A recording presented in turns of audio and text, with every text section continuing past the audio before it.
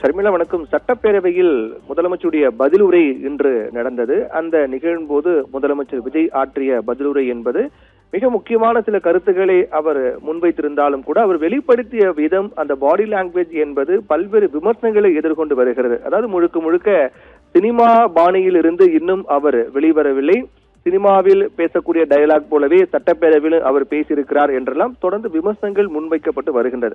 அவர் தற்போதைய சட்டம் ஒழுங்கு பிரச்சனை, விவசாயியுடைய போராட்டம், மின்வெட்டு, மக்கள் பிரச்சனை, தேர்தல் வாக்குறுதிகள் நிறைவேற்ற பொறுத்து மிக முக்கியமாக அதை பற்றி அதிகமாக பேசியிருக்க வேண்டும். ஆனால் முழுக்க முழுக்க அவர் தாவேக்காவினர் மற்றும் திமுக எதிர்ப்பாளர்களை குசிப்படுத்தக்கூடிய வகையிலே அவருடைய உரை இருந்தது என்பதும், வழக்கமாக தேர்தல் பிரச்சாரத்தின் போது பேசக்கூடிய அதே பாணிதான் சட்டப்பேரவையிலும் அவர் கையாண்டிருப்பது என்பது ஏற்புடையதல்ல என்று தொடர்ந்து எதிர்க்கட்சிகள் விமர்சனம் முன்வைத்து வருகிறார்கள்.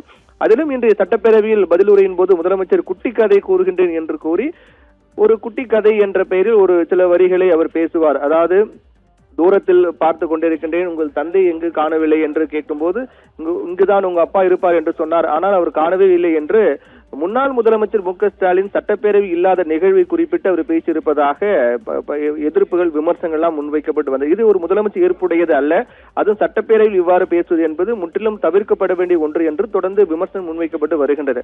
இதை முன்வைத்துதான் எதிர்க்கட்சி தலைவர் உதயநிதி ஸ்டாலின் தன்னுடைய எக்ஸ் பக்கத்தில் ஒரு பதிவு ஒன்றை வெளியிட்டிருக்கிறார். அந்த பதிவில் சட்டப்பேரவையில் ஆளுநர் உரைக்கு பதிலுரை என்ற பெயரில் ஸ்கிரிப்டட் அவதூறுகளை அள்ளி வீசி ஆக்டிங் பெர்ஃபார்மன்ஸ் காட்டியிருக்கிறார் முதலமைச்சர். பேரவையின் லைவ் கேமராவை சினிமா கேமரா என்று நினைத்துக் கொண்டு அவர் பேச, அதனை எதிர்க்கட்சிகளின் குறுக்கீடுகள் இன்றி சிங்கிள் டேக்கில் ஸ்டார்ட் செய்ய வேண்டும் என்று பேரவைத் தலைவர் மெனக்கெட்டது ஏற்புடையது அல்ல என்றும், முதலமைச்சருடைய பதிலுரையில் ஆதாரமற்ற குற்றச்சாட்டுகளும் பஞ்ச் டயலாக்கும் மட்டும்தான் இருந்ததை தவிர மின்வெட்டு, விவசாயிகள் பிரச்சனை, மோசமாக இருக்கும் சட்டம் ஒழுங்கு, வாக்குறுதிகளை நிறைவேற்றுவதற்கான திட்டங்கள் பற்றி எந்த பதிலும் இல்லை என்றும், எதிர்க்கட்சிகளின் தூண்டுதலின் விவசாயிகள் போராடுவதாக விவசாயிகளை அவர் கொச்சை செய்தது கண்டிக்கத்தக்கது என்று உதயநிதி ஸ்டாலின் குறிப்பிட்டிருக்கிறார். அதற்கு பிறகுதான் அவர் பதிவிட்டிருக்கூடிய பதிவு என்பது குட்டி கதை சொல்கின்றேன் என்ற அவரது உளறல் அவை மாண்புக்கு முற்றிலும் எதிரானது என குறிப்பிட்டிருக்கூடிய உதயநிதி ஸ்டாலின், செங்கல்பட்டு கோர்ட்டில் கணவனை தேடும் மனைவி கதை எல்லாம் தமிழ்நாட்டுக்கு தெரியும் என்று குறிப்பிட்டிருக்கிறார். அதாவது, செங்கல்பட்டு நீதிமன்றத்தில் கணவனை தேடும் மனைவியின் கதை எல்லாம் தமிழ்நாட்டுக்கே தெரியும் என்றும், ஆகவே நடிகர் விஜய் என்பதை மறந்து இனியாவது தமிழ்நாடு முதலமைச்சர் விஜயாக முதலமைச்சர் நடந்து கொள்ள வேண்டும் என்று அந்த பதிவில் உதயநிதி ஸ்டாலின் குறிப்பிட்டிருக்கிறார்.